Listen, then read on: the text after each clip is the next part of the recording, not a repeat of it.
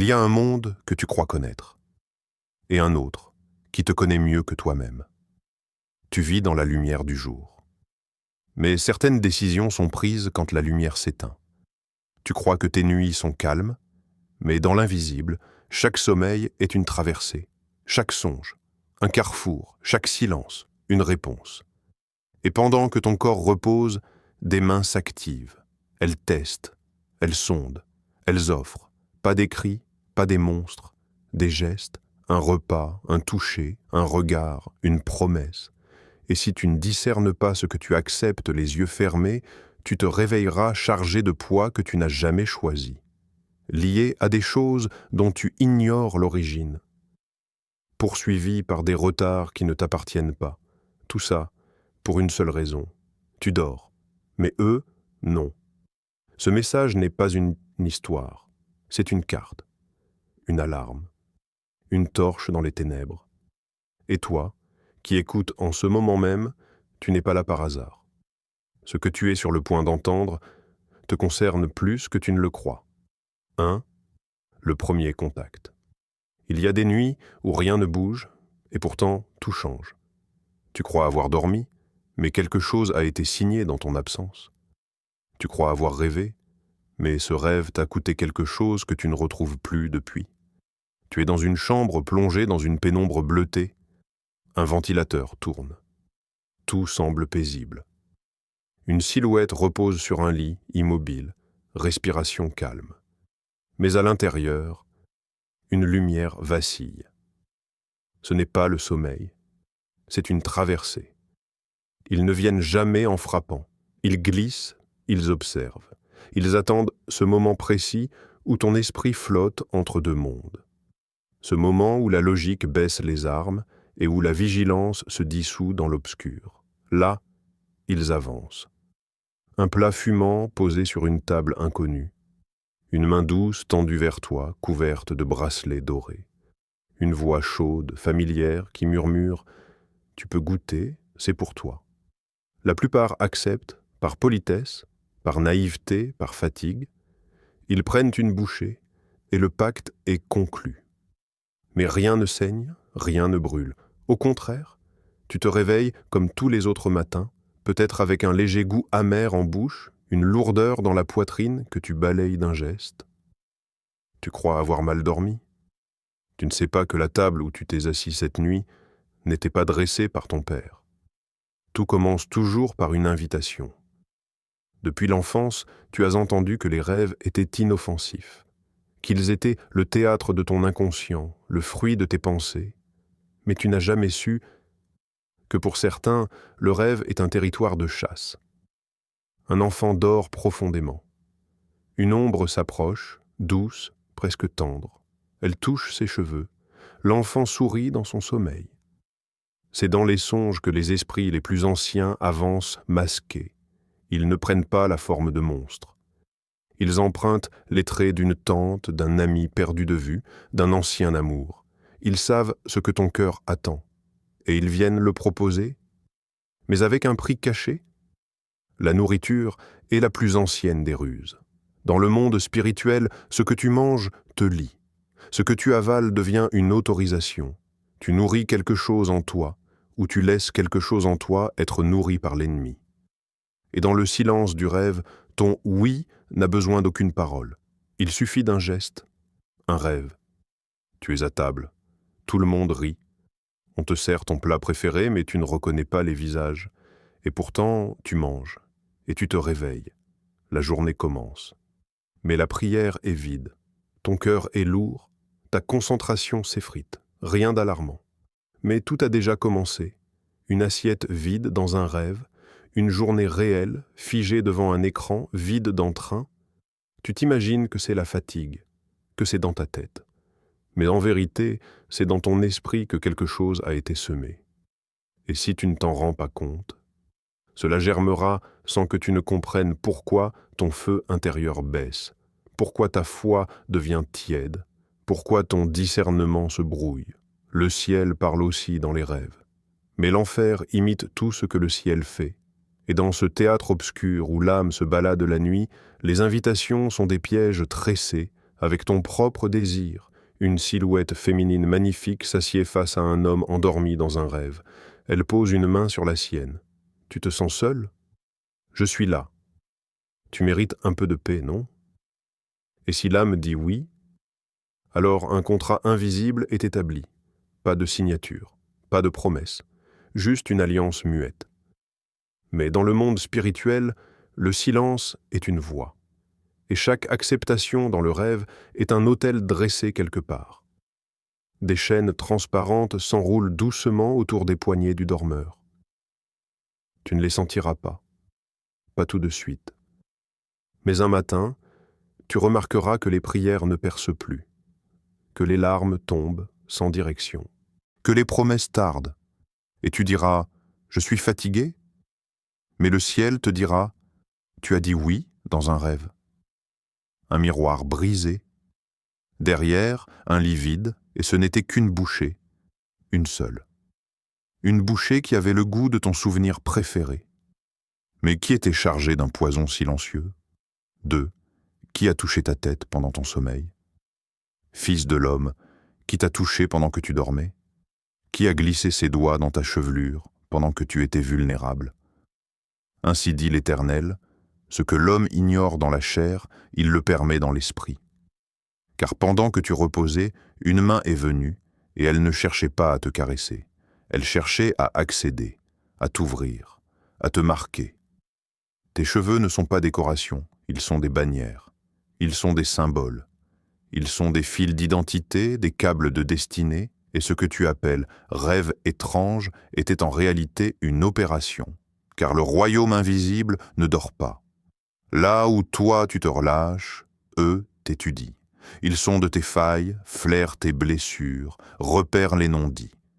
Et si la couverture n'est pas scellée par le feu de l'autel, ils avancent. Pas avec des chaînes, avec des doigts, pas avec la violence, avec le soin d'un menteur patient. Ils tressent, ils coiffent, ils brossent, et toi, dans le rêve, tu laisses faire. Et l'enfer note « autorisation accordée ». Ce n'est pas une fiction, ce n'est pas un délire, c'est une loi. Celui qui touche la tête dans le songe touche la volonté dans l'éveil, celui qui manipule les cheveux altère les trajectoires, celui qui glisse une main pendant le sommeil s'infiltre comme un serpent dans les parois de l'âme. Et l'Éternel me dit, il a perdu la direction parce qu'il a perdu la couronne. Souviens-toi de Samson. Le jour où ses cheveux furent livrés entre les mains de l'ennemi, il ne sut pas que l'esprit s'était retiré. Il se leva, comme les autres jours. Mais cette fois, Dieu n'y était plus. Et toi aussi, tu te lèves comme d'habitude. Mais ton esprit est épuisé. Tu pries, mais tes mots sonnent creux. Tu loues, mais le feu n'y est plus. As-tu laissé quelqu'un toucher à ta tête? As-tu permis qu'une main étrangère te coiffe dans le rêve? As-tu cru que c'était juste un détail, une scène sans importance? Le ciel, lui, n'a pas trouvé ça anodin. Les anges se sont tus, le trône s'est penché, car ton sceau a été effleuré. Les cheveux sont une couverture, un symbole d'autorité. Une portion de ton alliance, et ceux qui œuvrent dans les ténèbres le savent. Ils les convoitent, ils les cherchent, ils les réclament. Un seul cheveu suffit pour tisser une corde. Un seul cheveu, abandonné dans un rêve, suffit pour enchaîner des mois de confusion. Tu ne comprends pas pourquoi tu doutes tant, pourquoi tu hésites sans arrêt, pourquoi ta vision devient floue alors que Dieu t'avait parlé si clairement. C'est que quelqu'un a glissé ses doigts là où seul le Créateur et l'onction doivent passer. Tu te dis, ce n'était qu'un rêve. Mais le monde spirituel dit, c'était un accès. Alors écoute bien. Si dans tes nuits, tu vois des mains s'approcher de ta tête, si tu vois des tresses, des ciseaux, des peignes, des ornements, sache que tu n'es pas dans une fiction. Tu es dans une tentative de falsification de ton identité spirituelle. Et si tu laisses faire, ton esprit dira « oui » sans que ta bouche ne dise rien. Et dans l'obscur, des rituels s'activeront, et tu perdras sans comprendre ce que tu as cédé. Mais il y a un nom plus haut que les autels des ombres, un nom plus fort que les doigts des menteurs, un nom qui restaure même ce que tu as laissé prendre. Ce nom, c'est Jésus. Et si tu l'invoques dans la nuit, si dans ton rêve tu cries « Je n'accepte pas », les chaînes se briseront avant même d'être nouées. Tu peux dire non dans le songe. Tu peux te lever dans l'esprit, même quand ton corps est endormi. Tu peux déclarer « Je suis propriété exclusive, intouchable, protégée ». Et cette déclaration, les ténèbres la craignent, car ils n'ont pas peur des endormis. Mais ils tremblent devant les veilleurs. Ceux qui dorment, les yeux fermés mais l'âme allumée. 3. Ce que tu manges dans tes rêves n'est jamais neutre. Ils t'ont servi un repas. Tu l'as accepté. Et quelque chose en toi s'est figé. Ce n'était pas un rêve, c'était une table, dressée ailleurs, loin du Père. Le pain semblait chaud, la sauce brillait comme l'or. Les arômes rappelaient ton enfance, les souvenirs sucrés de ton âme. Mais le ciel n'y était pas. Et pourtant, tu as tendu la main, tu as pris, tu as goûté, tu as avalé. Et pendant ce temps, une alliance s'est gravée. Tu croyais mâcher une douceur. Tu mâchais un lien, un nœud subtil, invisible, qui depuis serre ton souffle. Car dans le monde spirituel, rien n'est innocent. Ce que tu manges te pénètre. Ce que tu acceptes en silence te lie. Et ce que tu laisses passer sur ta langue descend jusqu'au sanctuaire de ton être. Tu t'es levé le lendemain avec la bouche amère, l'estomac retourné, la prière sèche. Tu n'as pas fait le lien, mais quelque chose avait été introduit. Pas dans ton corps, dans ton esprit. C'est ainsi qu'ils procèdent. Ils n'attaquent pas de front. Ils cuisinent, ils décorent, ils attendent. Le plat n'est jamais ce qu'il paraît. Parfois c'est un gâteau, parfois un vin doux, parfois une soupe chaude servie par une grand-mère aux mains ridées.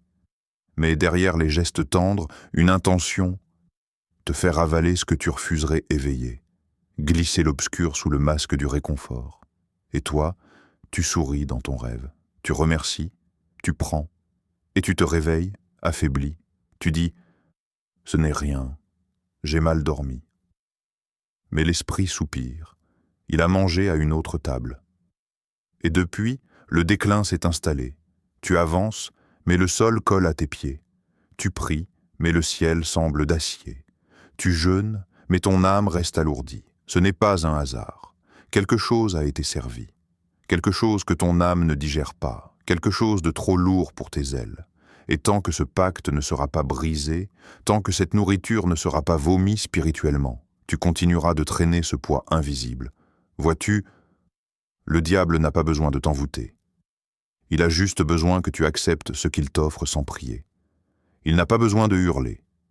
Il a juste besoin que tu mâches en silence. C'est une communion à l'envers, un repas sacré d'ombre, un faux banquet où l'ennemi prend la place de l'hôte. Et chaque bouchée est une offrande, un échange, une concession.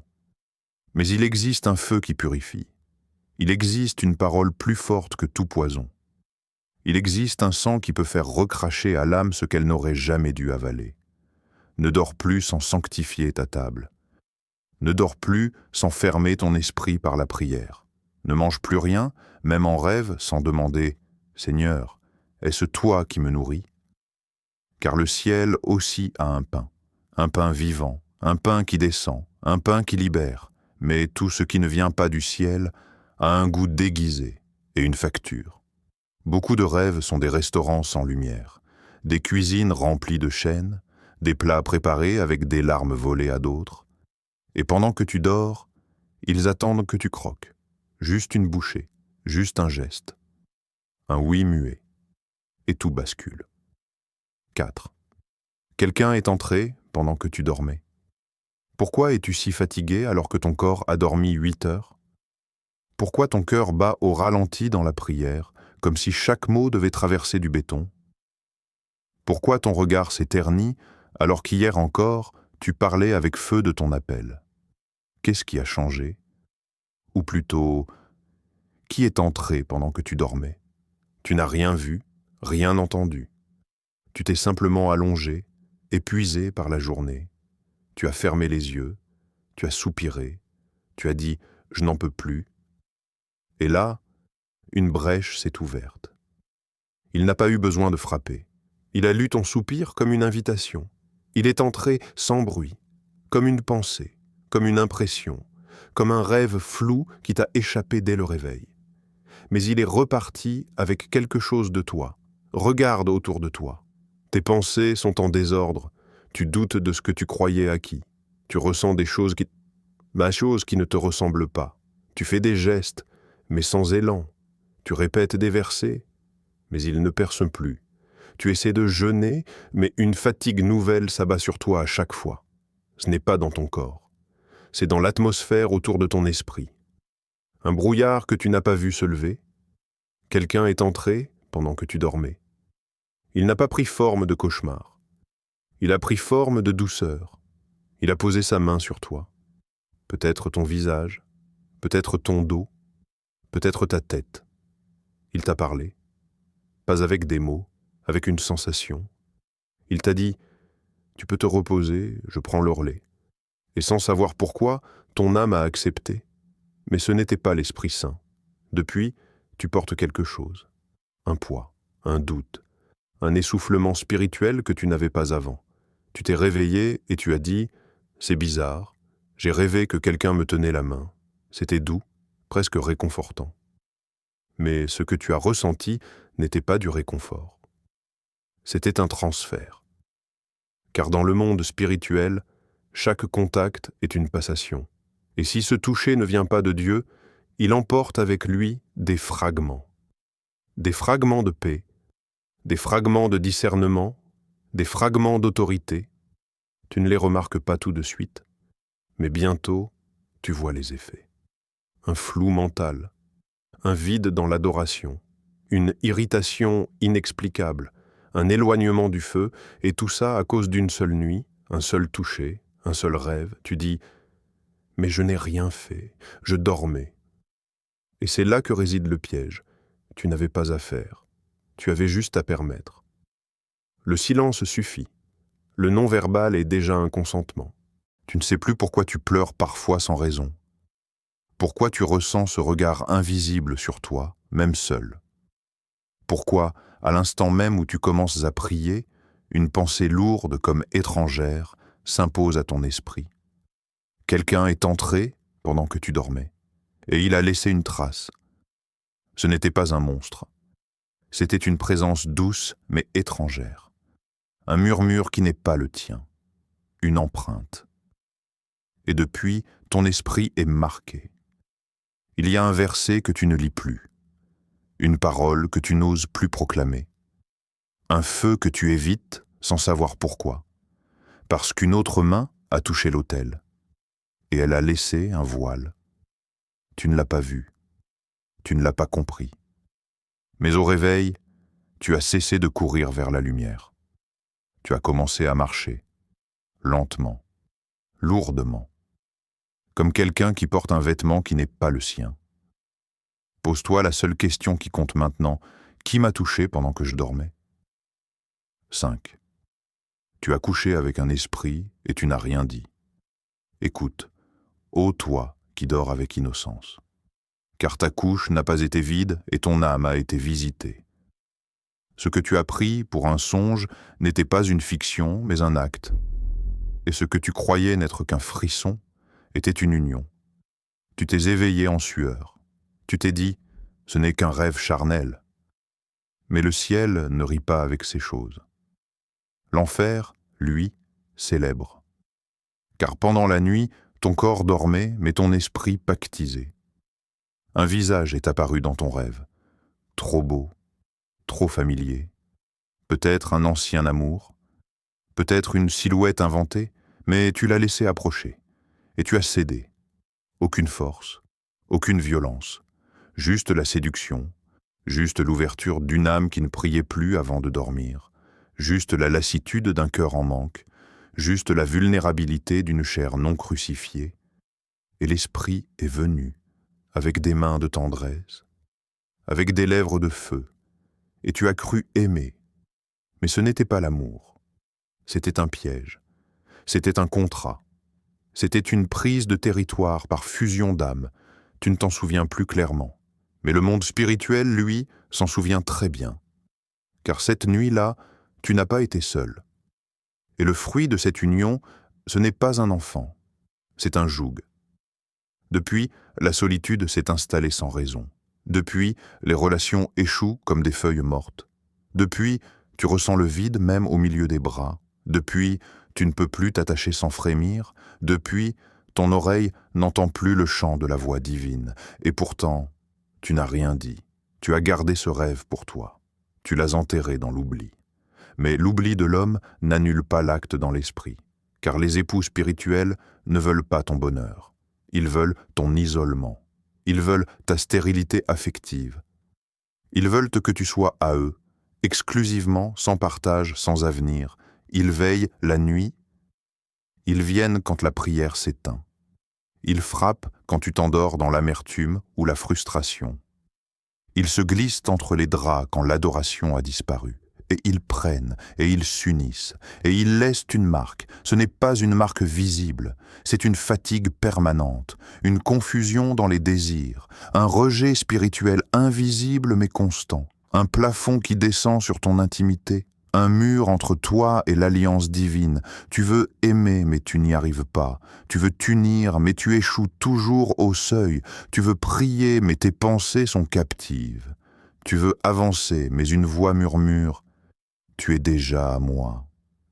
Car tu t'es livré dans un rêve, et le rêve a été une chambre d'hôtel pour les esprits jaloux. Ce n'était pas une vision, c'était un lit. Et maintenant, il faut rompre. Pas avec des mots tendres, mais avec la violence d'un divorce spirituel. Car tant que ce pacte n'est pas brisé, tu resteras lié. Même si tu oublies le rêve. Même si tu changes de pays.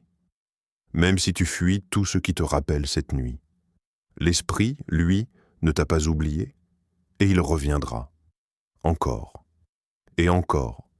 Sous d'autres formes, sous d'autres visages, avec d'autres caresses, jusqu'à ce que tu dises enfin « assez », et que tu invoques celui qui peut sanctifier même ce qui s'est passé dans les ténèbres, celui qui peut rétablir ton alliance première, celui qui peut refermer la porte, celui qui peut effacer la trace, arracher la racine, consumer le contrat. Mais tant que tu ne parles pas, le pacte reste, et l'ennemi rira doucement, chaque nuit où tu t'endors sans couverture, chaque nuit où tu dis « ce n'était rien ». 6. Quelqu'un t'observe, mais tu ne le vois pas.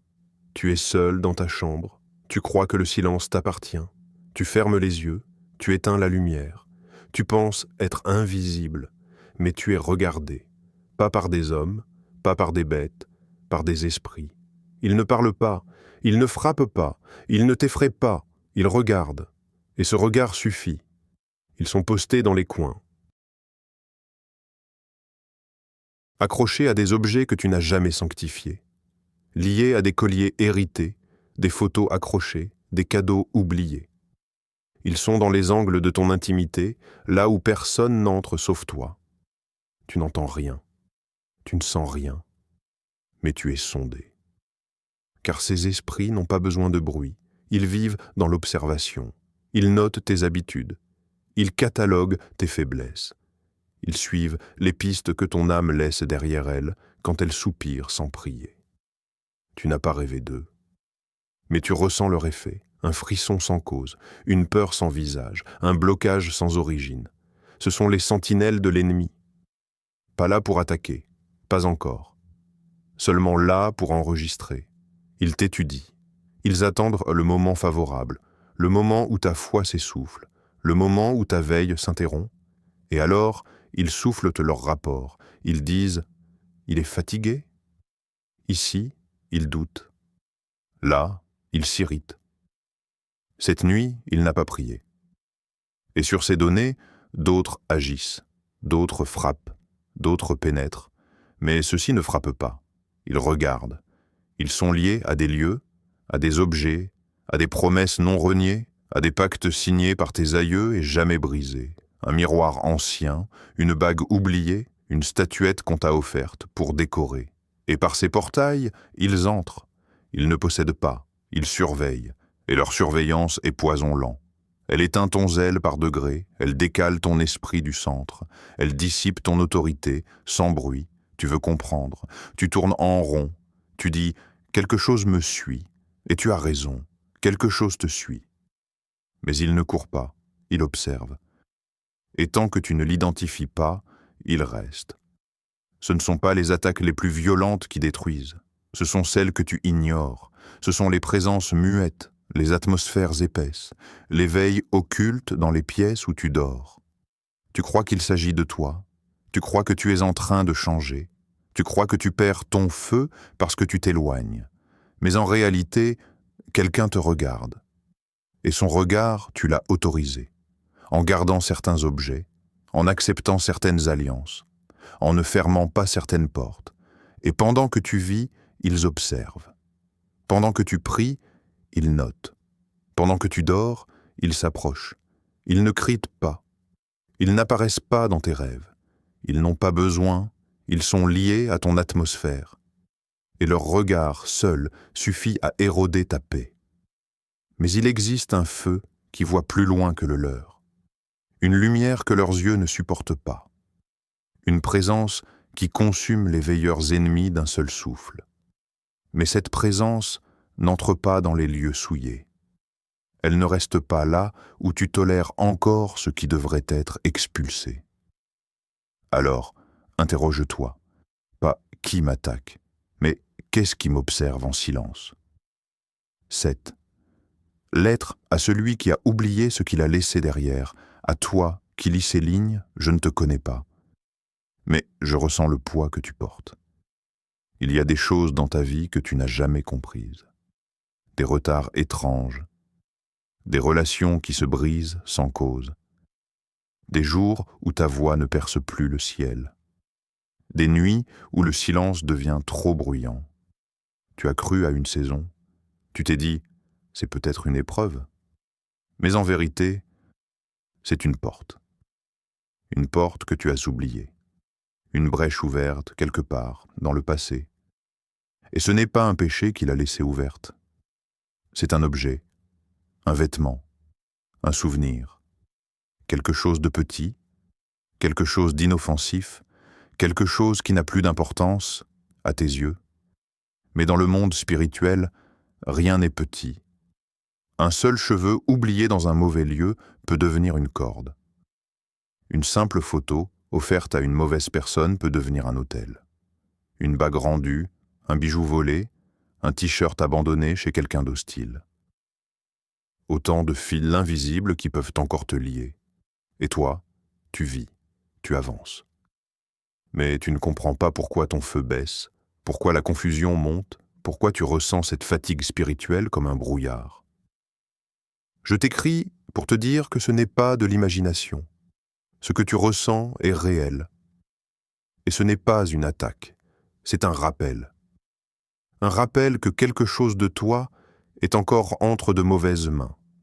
Et tant que cela ne sera pas dénoncé, révoqué, brisé, tu seras comme quelqu'un dont l'ombre n'obéit pas. Tu peux prier, tu peux jeûner, tu peux même proclamer. Mais tant que ce point de contact n'est pas détruit, le ciel reste partiellement fermé.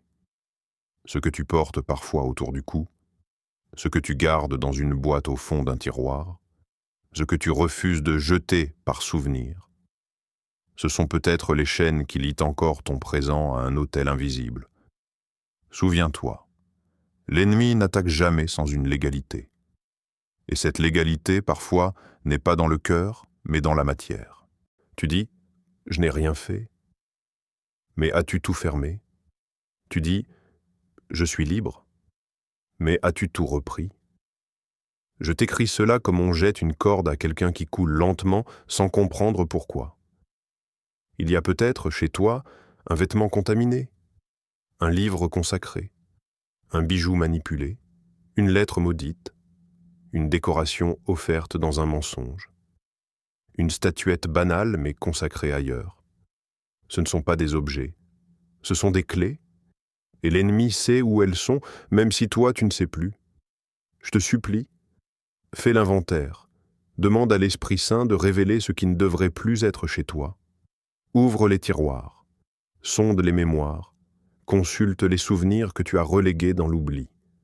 Et quand tu verras l'objet, tu le sauras. Ton esprit se troublera, ton cœur se serrera. Et là, tu sauras, c'est ça. N'hésite pas, brûle, jette, rejette. Et déclare avec foi, je retire mon nom de tout objet utilisé pour me lier. Je retire ma présence de tout vêtement, bijou ou souvenir qui ne m'appartient plus. Je brise tout point de contact, même dans les rêves, au nom de Jésus-Christ. Ce que j'ai donné par ignorance, je le reprends par révélation. Ce que j'ai oublié dans les ténèbres, je l'arrache par la lumière. Tu verras alors, le vent tournera, les chaînes tomberont, l'air redeviendra respirable, et ta voix percera à nouveau les cieux. Ce n'était pas un désert, c'était un fil, et il fallait juste le couper, avec prière, avec discernement, avec feu. Je ne te connais pas, mais celui qui t'a créé, lui, veut que tu récupères chaque partie de toi. 8, ils ne crient pas. Ils attendent que tu restes silencieux. Tu as senti une présence, tu as ouvert les yeux, personne. Mais le poids était là. Tu as dit, ce n'est rien. Et ils ont souri. Ils ne hurlent pas. Ils n'ont pas besoin. Ils attendent ton silence. C'est tout ce qu'il leur faut. Pas un cri, pas une prière, pas un mot. Juste ton absence de réaction.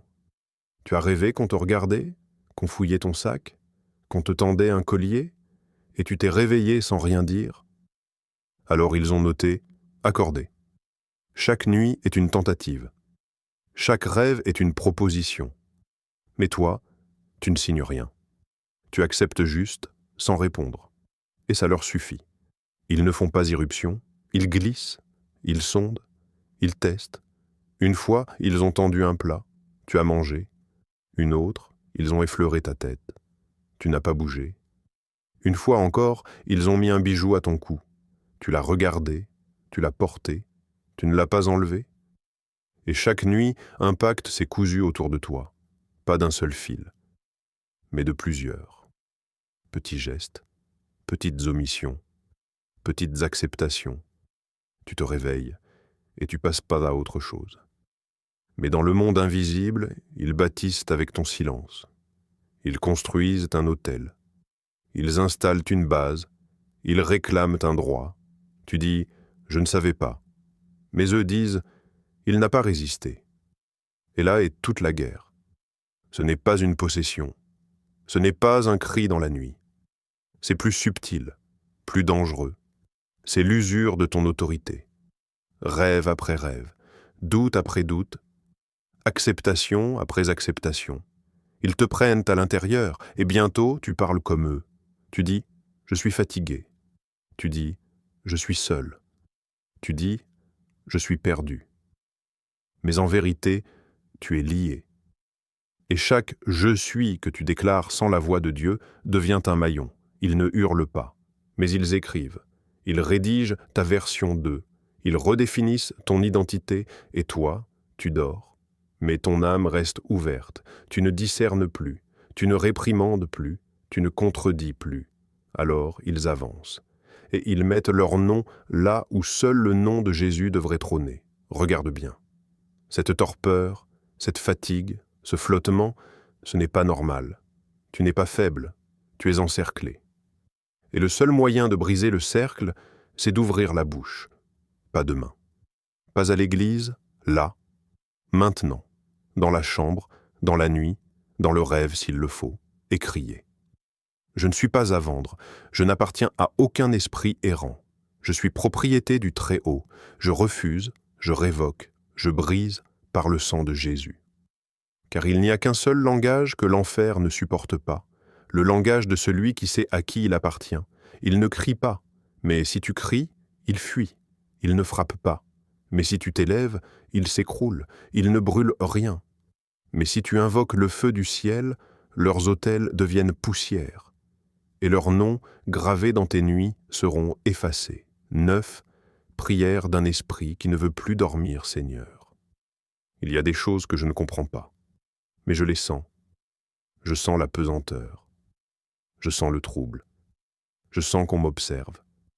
Je ne vois rien, mais mon esprit gémit. Ma foi chancelle, et mes rêves me fatiguent plus que mes jours. Je ne dors plus, je descends. Je ne repose plus, je combats. Alors je parle, alors je crie. Je refuse d'être une proie silencieuse. Je refuse de dire « Amen » à des rêves que tu n'as pas envoyés. Je refuse toute alliance que je n'ai pas voulu, tout pacte signé dans l'ignorance, tout touché, accepté par vulnérabilité. Je ne suis pas à vendre. Je ne suis pas à louer. Je ne suis pas un objet perdu dans l'obscurité. Je suis enfant de Dieu. Et mon esprit est à lui seul. Alors je déclare que tout rêve d'envoûtement soit brisé, que toute manipulation soit dénoncée, que tout échange soit renversé.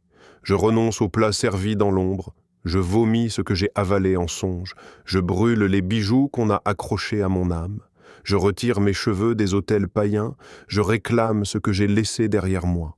Seigneur, envoie ton feu sur ma mémoire, que je me souvienne des rêves piégés, que je discerne les faux visages, que je reconnaisse les mains qui veulent m'endormir. Réveille-moi, même pendant que je dors, frappe à la porte de mon esprit. Allume la lampe intérieure, je ne veux plus dormir les yeux fermés et l'âme ouverte.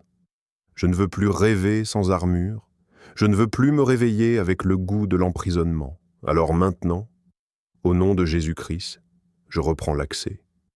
Je ferme la porte.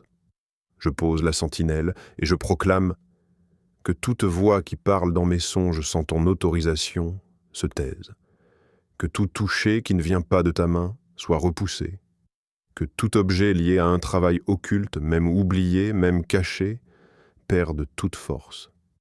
Je lave mon lit dans ton sang, je sanctifie mon sommeil, je lie les esprits errants, je détruis les liens nocturnes, je me tiens debout, même couché, et si je rêve encore, que ce soit toi, toi qui visites les veilleurs, toi qui instruis la nuit, toi qui protèges pendant que le monde s'abandonne, fais de moi un veilleur endormi, un guerrier immobile, un esprit vigilant, et que dans mon sommeil, ton nom reste inscrit sur mon front. 10. Pendant que tu dors, ils tissent ton avenir avec un seul cheveu. Il y avait un trône, mais il était vide. Il y avait une balance, et ton nom était gravé sur le plateau gauche. Autour, des visages masqués, ni hommes, ni bêtes, silencieux, occupés, tissant. Ils tissaient, pas avec des cordes, pas avec des chaînes, avec des cheveux, un seul à la fois. Certains étaient longs, d'autres frisés, d'autres encore tombés d'une brosse oubliée. Tous avaient été prélevés sans bruit, pendant le sommeil, car dans l'obscurité, l'ennemi ne frappe pas, il cueille, et ce qu'il cueille, il le transforme. En lien, en ficelle, en fil de marionnettiste. Chaque cheveu portait une mémoire, un feu, un fragment d'identité. Et pendant que tu dormais, il les utilisait pour construire autre chose.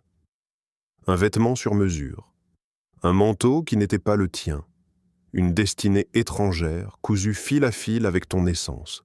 Tu te lèves chaque jour, mais ton manteau glisse de travers, tu pries. Mais les manches sont trop longues.